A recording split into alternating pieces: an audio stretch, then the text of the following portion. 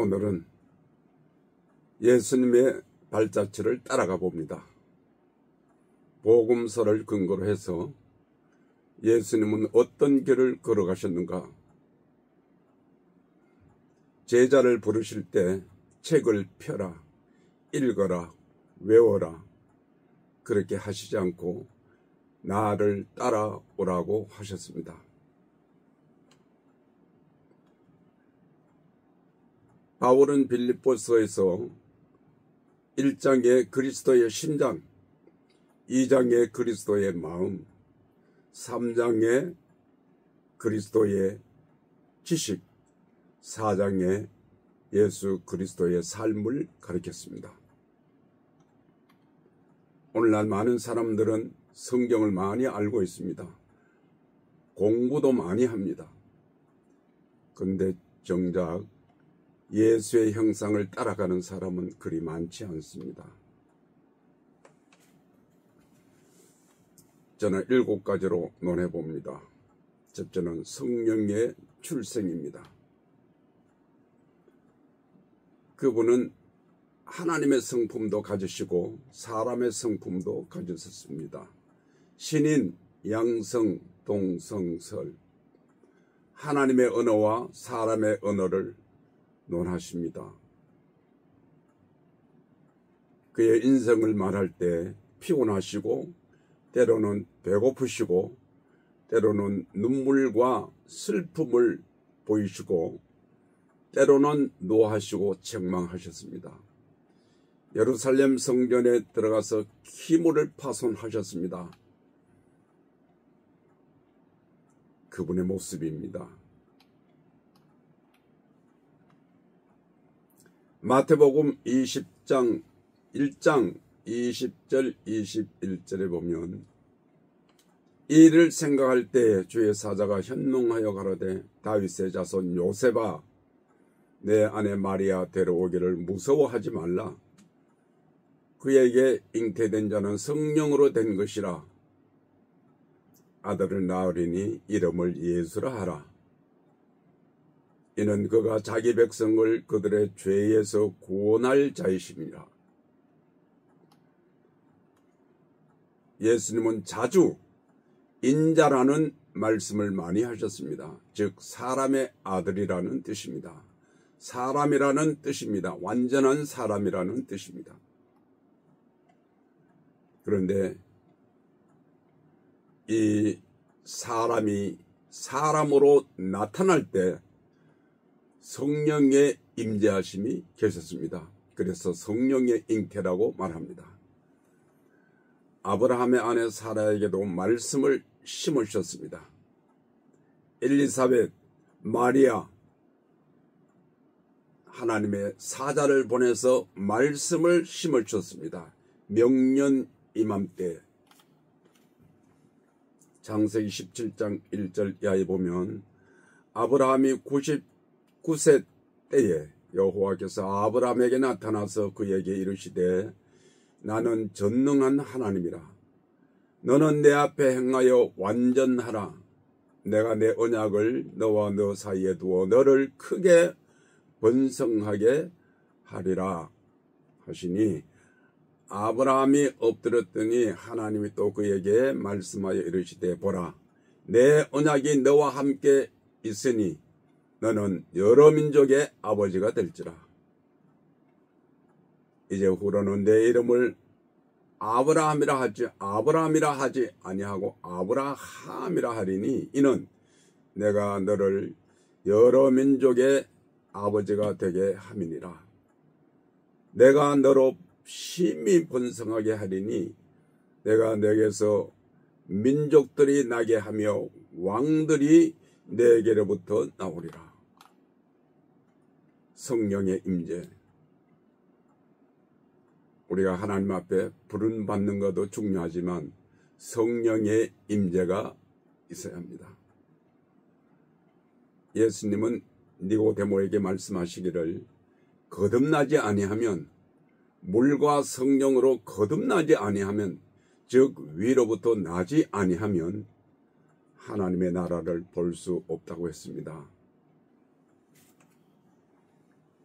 창세기 21장 1절 이하에 보면 여호와께서 말씀하신 대로 사라를 돌보셨고 여호와께서 말씀하신 대로 사라에게 행하셨으므로 사라가 임신하고 하나님이 말씀하신 시기가 되어 노년에 아브라함에게 아들을 낳으니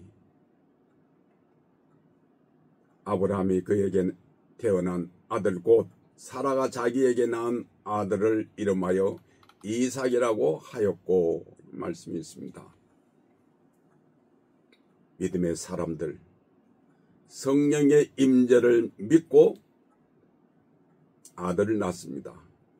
히브리서 11장 1절 이하에 보면 믿음은 바라는 것들의 실상이요 보지 못한 것들의 증거라고 했습니다.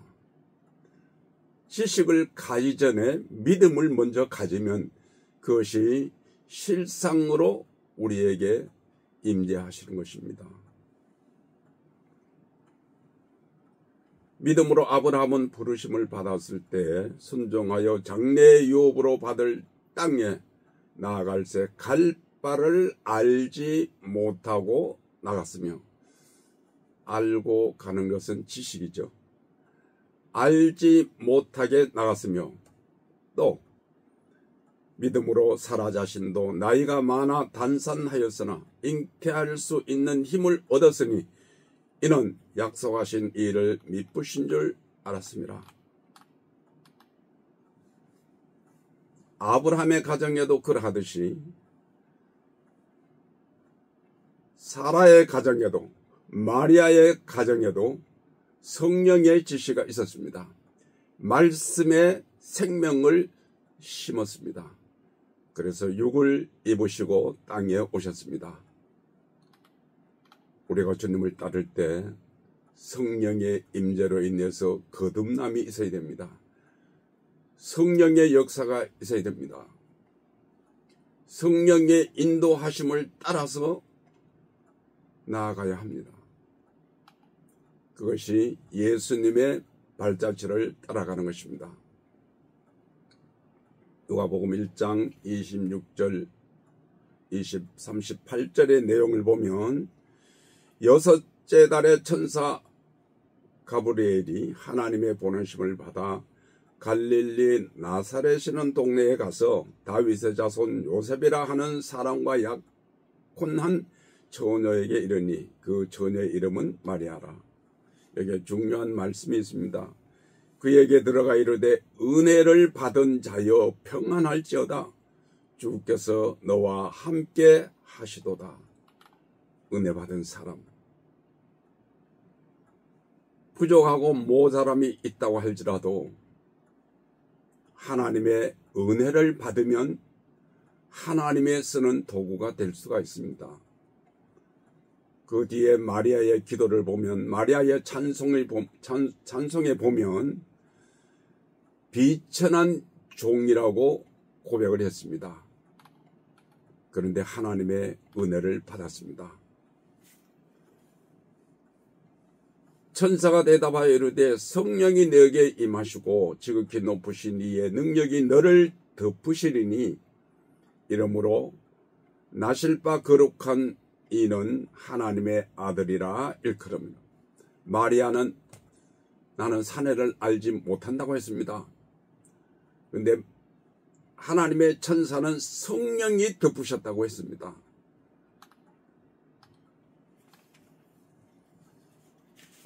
제가 자주 말씀을 드리는 내용 중에 요한복음 6장 63절 살리는 것은 영이니 육은 무익하니라. 내가 너희에게 이런 말은 영이요 생명이라. 성령의 임재, 성령의 거듭남, 성령의 출생하신 예수 그리스도의 첫 번째 형상입니다. 두 번째는 세례를 받으시고 라고 했습니다. 요한복음 3장 16절 18절에 보면 예수께서 세례를 받으시고 물 위에 올라오실새 하늘이 열리고 하나님의 성령이 비둘기같이 내려 자기 위에 임하심을 보더니 하늘에서 소리가 있어 말씀하시되 이는 내 사랑하는 아들이요 내 기뻐하는 자라 하시니라. 하늘이 열렸습니다. 그리고 하늘의 음성을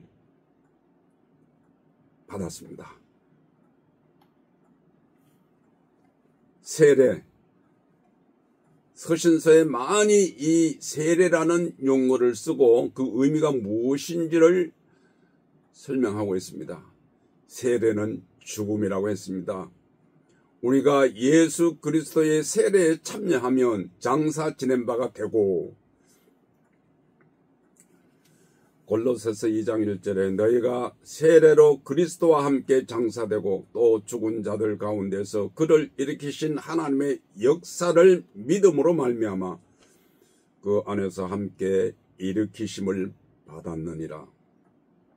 이 다음에 죽어서 일으킴이 아니라 현재 그리스도와 장사되고 그리스도의 고난에 참여하고 그리스도의 부활에 참여함, 이것이 세례의 뜻입니다.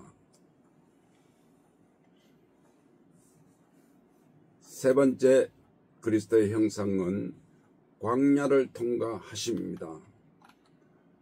마태복음 4장 1절에서 11절에 보면 이 광야에서 세 가지의 시험을 통과하십니다. 성경에서 말하는 이 광야는 교회를 상징하는 것이라고 사도행전 7장 38절에 광야교회라고 표현을 했습니다.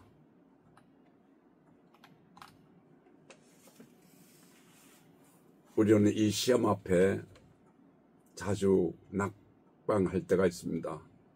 세례 받았다고 다 끝나는 것이 아닙니다. 마치 이스라엘 백성 선민이 애굽에서 출애굽했다고 완성이 아닙니다. 홍해에서 세례를 거쳤다고 완성이 아닙니다. 하늘의 만나와 반석의 물을 마셔도 불행하게도 광야에서 다 쓰러졌습니다. 갈렙과 여호수아 외에는. 마가복음 1장 13절에 보면 좀 특이한 말씀이 하나 있습니다. 광야에서 40일을 계시면서 사단에게 시험을 받으시며 들 짐승과 함께 계시니 천사들이 수종들더라. 들 짐승과 함께 계셨다고 했습니다. 들 짐승. 이 들 짐승에 대해서는 저는 이렇게 찾아봅니다. 창세기 3장 1절에 그런데 뱀은 여호와 하나님이 지으신 들 짐승 중에 가장 강교하니라. 강교한 들 짐승. 우리의 마음속에도 들 짐승이 있습니다. 두 가지의 씨앗이 있다고 했습니다. 두 가지 씨가 있다고 했습니다. 예레미야 31장 27절에 보면 여호와의 말씀이니라. 보라, 내가 사람의 씨와 짐승의 씨를 이스라엘 집과 유다 집에 뿌릴 날이 이르리니. 우리의 마음속에도 짐승의 씨가 있습니다. 즉 짐승의 기질이 있다, 그 말씀입니다. 예수님의 가까이에 짐승이 있었습니다. 들 짐승. 이 내용을 보면 사람도 성경을 많이 알고 있습니다. 성경으로 질문하고 성경으로 답합니다. 들 짐승과 함께 있었더라. 들 짐승 중에 가장 강교하더라. 뭐가 강교했을까요? 혀가 강교했습니다. 성경적 그림으로 보면 저는 뱀은 사람의 혀라고 표현하고 싶습니다. 시편 140편 3절에 보면 뱀같이 그 혀를 날카롭게 하니 그 입술 아래는 독사의 독이 있나이다 셀라. 사람의 혀가 독사 노릇을 합니다. 예수님은 당시 종교 지도자들을 향해서 독사의 자식들아 여러 번 강조하셨습니다. 독사의 자식들아, 너의 입에서 나오는 그 말이 독사의 독이 있다. 거짓말이 있다. 로마서 3장 13절과 14절에 보면 그들의 목구멍은 열린 무덤이요 그 혀로는 속임을 일삼으며 그 입술에는 독사의 독이 있고 그 입에는 저주와 악독이 가득하고. 예수님은 이 광야에서 독사의 독을 익혔습니다. 시험을 한번 봅니다. 세 가지 시험. 돌들로 떡덩이가 되게 하라. 줄인 자에게 가장 약점은 먹는 것입니다.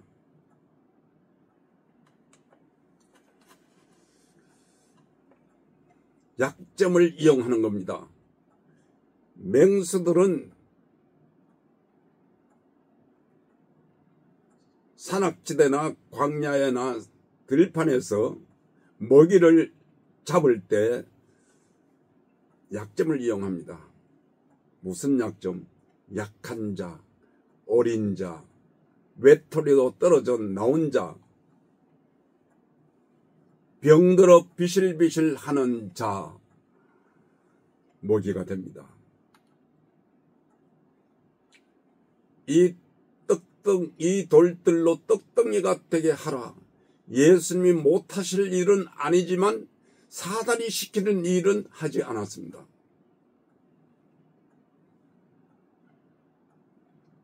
때로는 이적이, 기사가 사람을 교만하게 만들기도 합니다.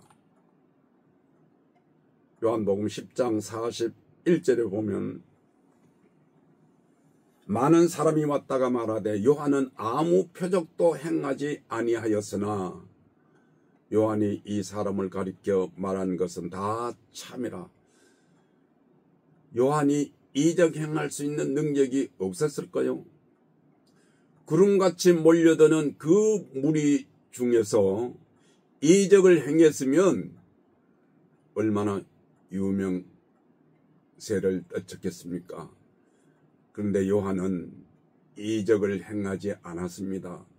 기사를 행하지 않았습니다.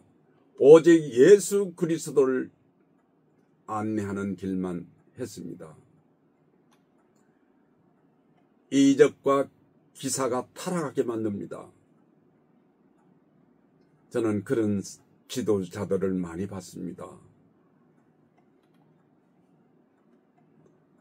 성전 꼭대기에 뛰어내리라.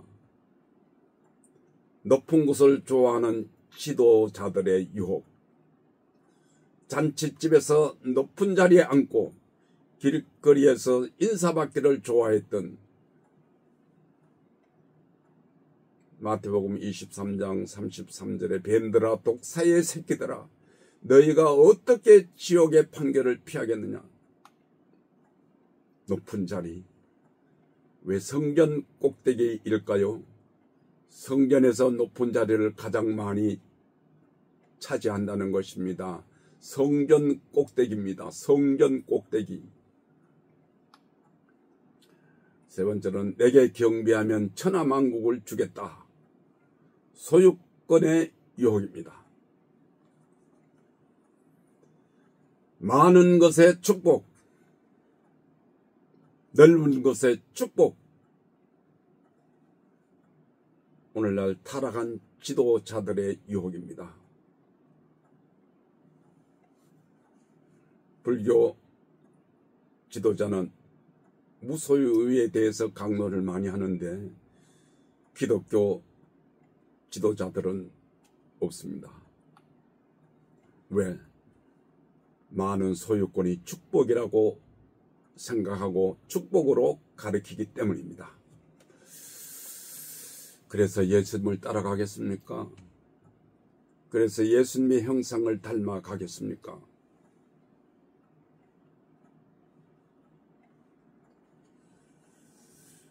네 번째는 예수님의 형상은 천국 복음 활동입니다.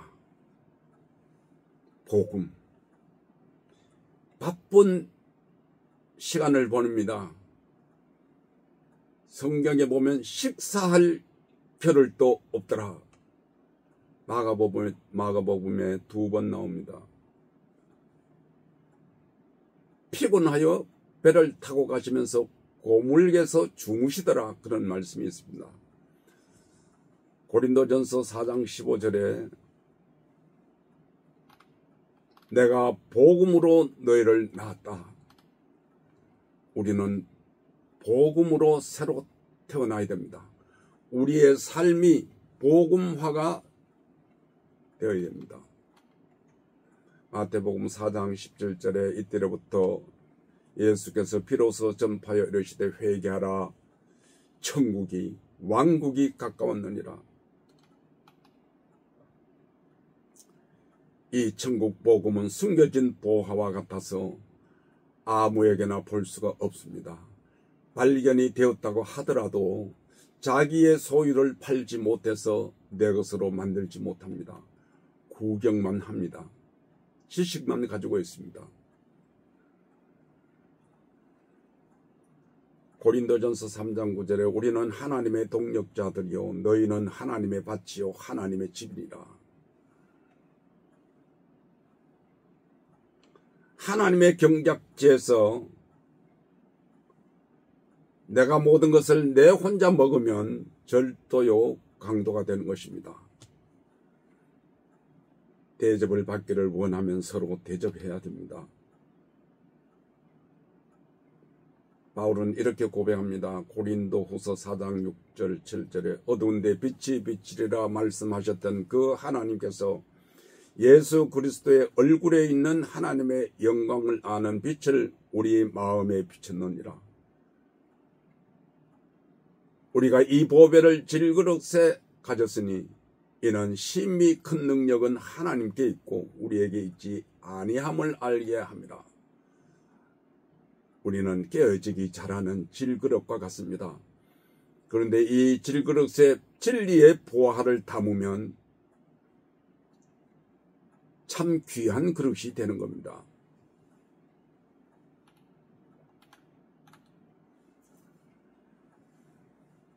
예수 그리스도의 발자취를 따라갑니다. 복음화. 우리 자신부터 내 안에서부터 복음으로 바뀌어져야 됩니다.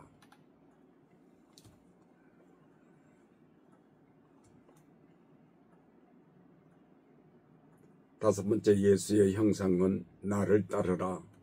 동력자를 만났습니다. 제자를 만났습니다. 땅의 일은 혼자서 할 수가 없습니다. 고로 신이신 하나님께서 혼자 할 수 없기 때문에 사람의 모양으로 아들을 보냈습니다. 아들을 보냈다는 것은 친히 자기의 자신이 오셨다는 것입니다. 그리고 사람을 만나 주셨습니다. 예수님도 사람을 만나고 사람을 부르고 사람과 함께 공동체의 생활을 하면서 하나님의 복음 사역을 하셨습니다. 요한복음 4장 12절 예수께서 요한이 잡혔음을 들으시고 갈릴리로 물러가셨다가 나사렛을 떠나 스불론과 납달리 지경 해변에 있는 가버나움에 가서 사시니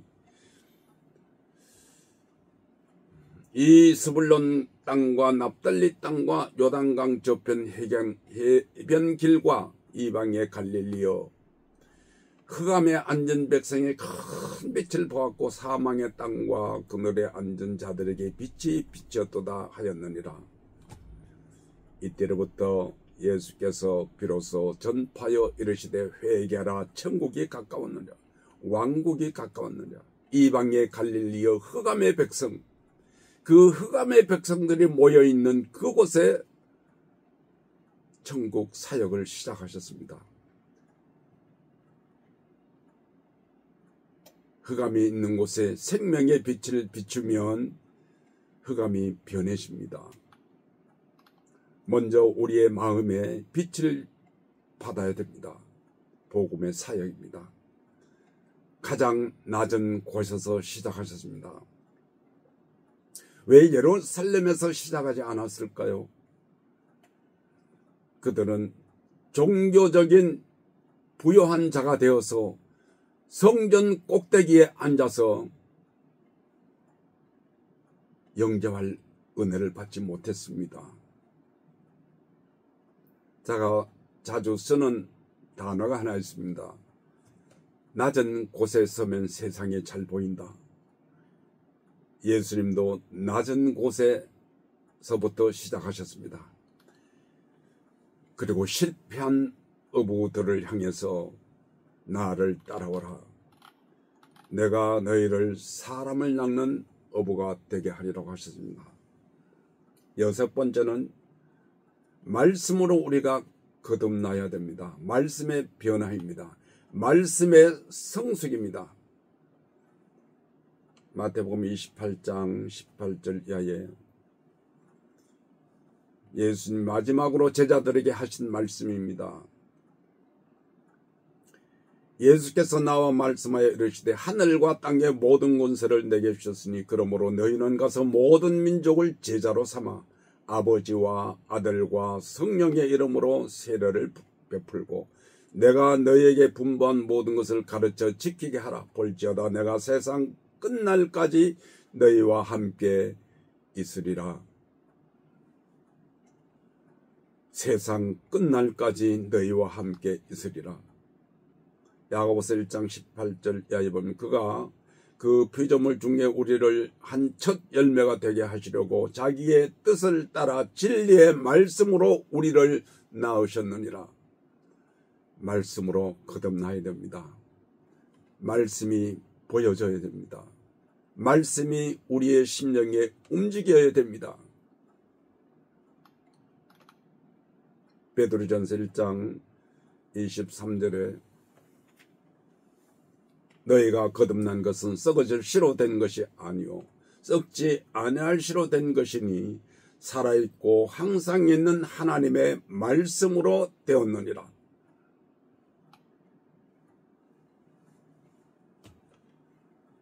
말씀이 우리의 마음에 풍성해져야 됩니다. 말씀을 볼 때 생명으로 움직여져야 됩니다. 그리고 이 말씀이 선포되어야 됩니다. 마지막으로 그리스도의 형상이 이루기까지 골로새서 1장 15절에 그는 보이지 아니하는 하나님의 형상이요 모든 피조물보다 먼저 나신 이시니 제가 자주 쓰는 성경구절 나의 자녀들아 너희 속에 그리스도의 형상이 이루기까지 다시 너희를 위하여 해산하는 수고를 하노니 갈라디아 4장 19절 요한복음 1장 18절에 본래 하나님을 본 사람이 없으되 아버지 품에 있는 독생하신 하나님이 나타내셨느니라. 그리스도의 형상이 이루어졌습니까? 그리스도의 발자취를 따라갑니까? 그 길은 고난의 길입니다. 그 길은 십자가의 길입니다. 그런데 그 십자가와 부활의 새 아침까지는 3일입니다. 길지 않습니다. 누가복음 19장 10절에 인자가 온 것은 잃어버린 자를 찾아 구원하려 함이니라. 낮은 곳으로 오셔서 하나님 우편에 오르기까지 인생길의 짧은 여정은 섬김과 희생이었습니다.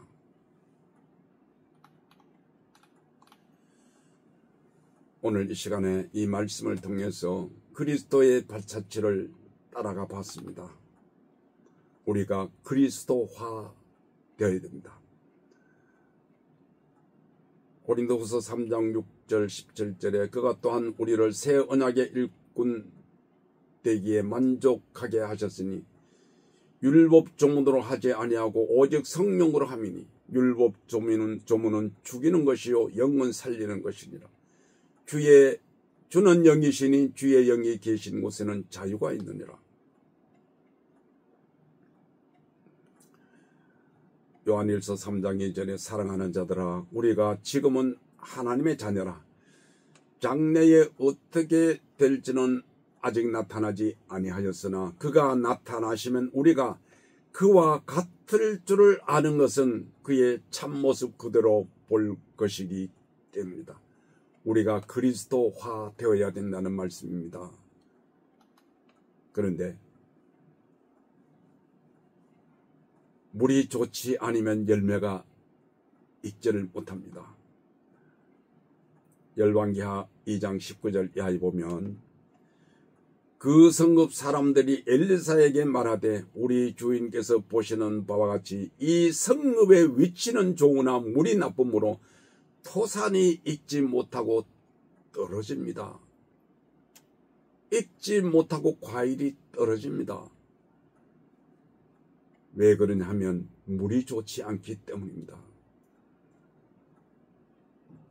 오늘날 한국교회는 하늘의 생명수가 흘러야 됩니다. 물이 좋지 못하면 토산이 익지 못합니다.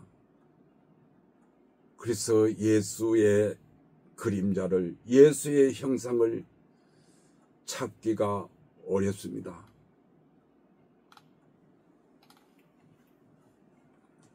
시편 104편 30절에 보면 주의 영을 보내어 그들을 창조하사 지면을 새롭게 하시나이다. 스가랴서 12장 1절에 보면 이스라엘을 갖는 여호와의 경고의 말씀이라. 여호와 곧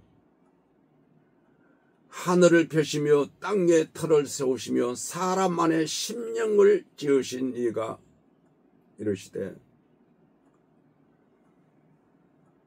하나님은 오늘도 우리의 마음에 새로운 심령을 창조하시기를 원하십니다.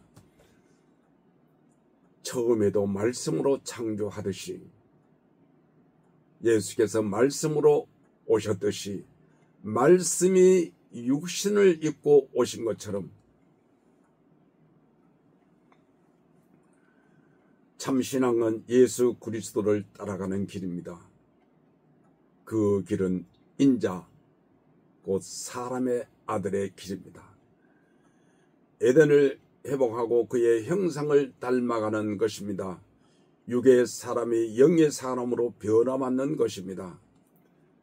그것은 생명의 말씀으로 가능한 것입니다. 아이를 데리고 공원에 산책 나간 어떤 부부가 있었는데 가장 듣기 싫은 말이 무슨 말일까요? 아이는 누구를 닮았지? 엄마도 닮지 않고 아빠도 닮지 않았네. 그럼 어떻게 될까요? 자식은 부모를 닮아야 됩니다. 하나님의 백성은 하나님이신 그리스도를 닮아가야 됩니다. 옛날 어른들은 이런 말씀을 했습니다. 부부는 닮아간다고 했습니다. 남남이 만났는데 어떻게 닮아갈까요? 같은 환경, 같은 식생활, 그리고 성격도 서로 맞추기 때문에 외모의 모습도 닮아간다는 것입니다. 주님을 따라갑시다. 배우는 것이 아니라 따라가는 것입니다. 그리스도의 형상이 이루기까지 우리가 사는 땅에서 그리스도화 되어야 합니다. 예수로 살아야 합니다. 그것이 하나님의 왕국이요 하나님의 천국이요 새 하늘과 새 땅입니다. 감사합니다.